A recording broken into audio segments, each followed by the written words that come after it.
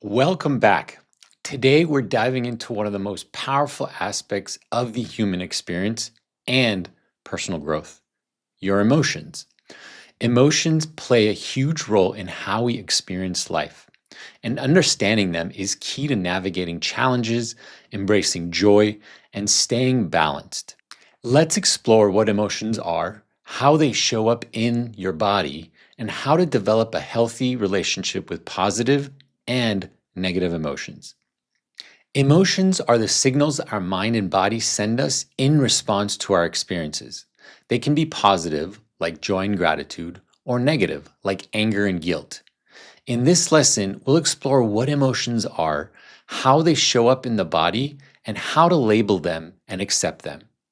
By building awareness around your emotions, you'll be better equipped to manage them, respond to situations with clarity, and develop a more compassionate relationship with yourself. Understanding emotions is essential for your well being and personal growth. When you recognize and label your feelings, you gain more control over how you respond to situations.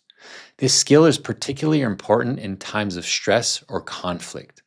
Additionally, accepting both positive and negative emotions help you avoid repressing emotion and leads to greater emotional intelligence and resilience.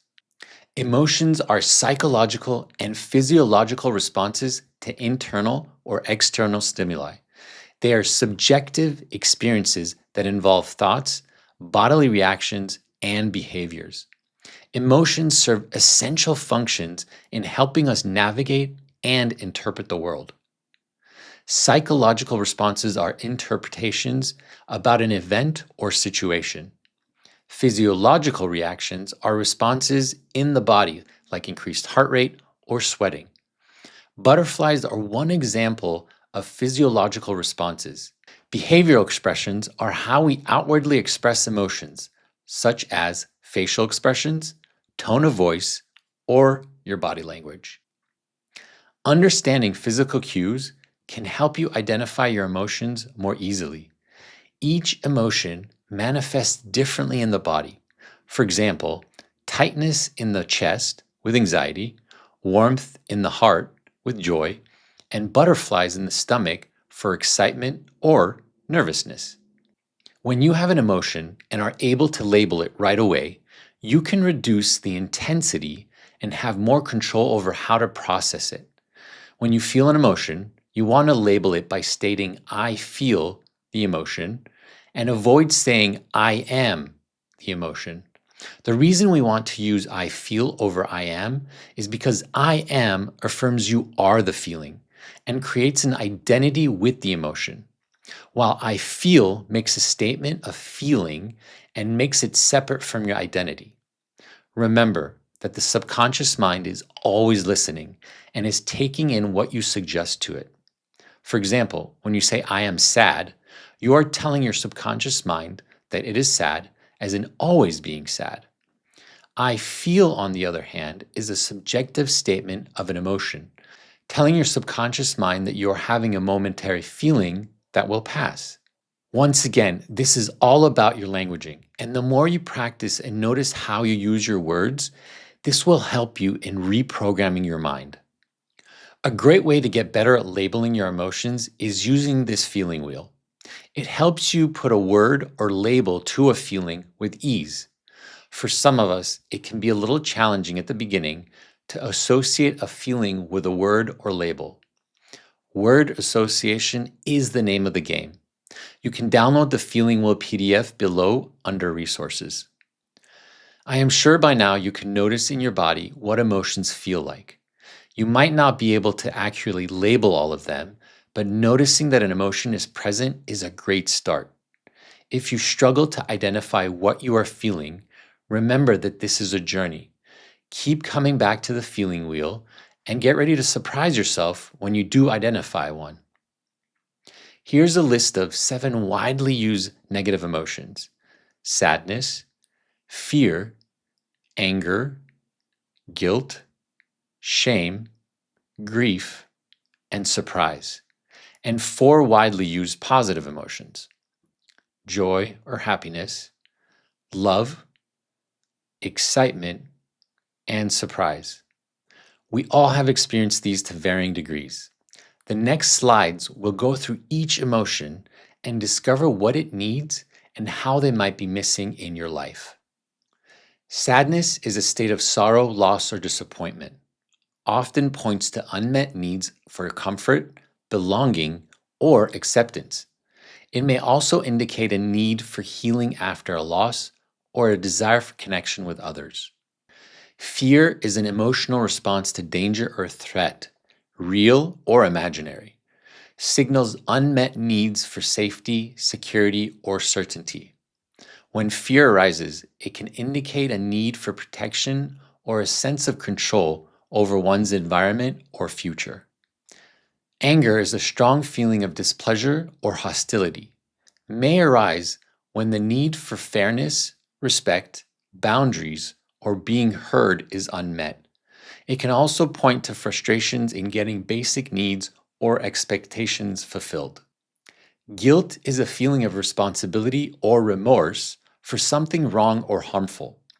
May indicate an unmet need for forgiveness, reconciliation, or personal alignment with values. It can also point to a desire to repair harm or make amends, reflecting the need for acceptance or integrity. Shame is a painful emotion stemming from a sense of failure or dishonor. Points to unmet needs for self-worth, acceptance, or belonging. It may also reflect the need to feel good enough or respected by others, as well as the need for compassion and understanding. Grief is the loss of a loved one, a relationship, a job, or any deeply valued aspect of life. Often arises when there's an unmet need for comfort, understanding, or acceptance of the loss, or healing closure or reconciliation after a loss. It can also reflect the need for connection, support, or acknowledgement of the pain. Surprise is a reaction to an unexpected event or situation. If the surprise is negative, it could suggest an unmet need for predictability, preparation, or stability. Joy or happiness is a feeling of contentment or pleasure. When joy or happiness is absent, it can indicate that the need for joy, fulfillment, or a connection is not being met. It may also suggest a lack of alignment with one's values or purpose. Love is an intense affection or deep attachment to someone or something.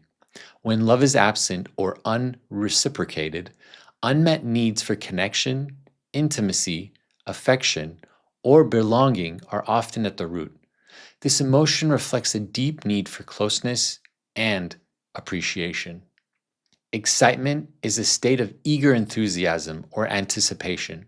When excitement is absent, it can reflect unmet needs for stimulation, adventure, or growth. It suggests a desire for more challenge, engagement, or positive anticipation in life. Surprise is a reaction to an unexpected event or situation. Unmet needs for novelty or variety can lead to a desire for more surprises.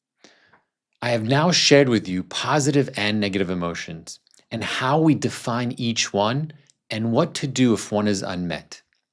Although we separate emotions into positive and negative, emotions are neither positive nor negative. They're just momentary states we experience to bring awareness to something in our lives. We want to practice accepting and allowing more of all our emotions, regardless of how they make us feel. If we can learn to accept and allow, we will have more capacity to be with all our emotions. The more you accept and allow sadness, the more joy you can feel. The more anger you can accept and allow, the more peace you can feel. Accepting an emotion is being okay with it, not needing to change it or make it go away. When you can be with an emotion, regardless of what it is, it will pass and shift into another one in time. If you feel overwhelmed by an emotion, be compassionate with yourself. In the next coming lessons, I will be teaching you emotional release techniques that will help you be with your emotions. We are such multifaceted humans that we can experience multiple emotions at the same time. The way to handle multiple emotions is to take one of them at a time, usually the one that has the most charge or sensation, and work your way to the next. Here are your activities for this lesson. Think on recent experiences and write down the emotions you felt during those moments. Label each emotion and consider whether it was positive or negative or a mix of both. Choose a challenging emotion, for example, anger or guilt, and journal about it. While you journal, notice how you feel and what comes up in your body. Explore what it's trying to tell you and how you can accept it as a part of your life experience. To recap, you've learned what emotions are, how they show up in your body, and the importance of labeling and accepting both positive and negative emotions. Building this awareness is a key step in developing emotional intelligence and responding more effectively to life's ups and downs. Reflection questions. Number 1, what physical cues help you identify specific emotions in your body? Reflection question number 2, how does labeling your emotions change your experience of them? Reflection question number 3, how do you feel about the concept of accepting all emotions, even the challenging ones? Spend time this week practicing emotional awareness by tuning into how emotions show up in your body. That's it for this lesson. Prepare for the next lesson where we'll focus on how to tune into and work with your emotions, helping you gain even more control over your responses.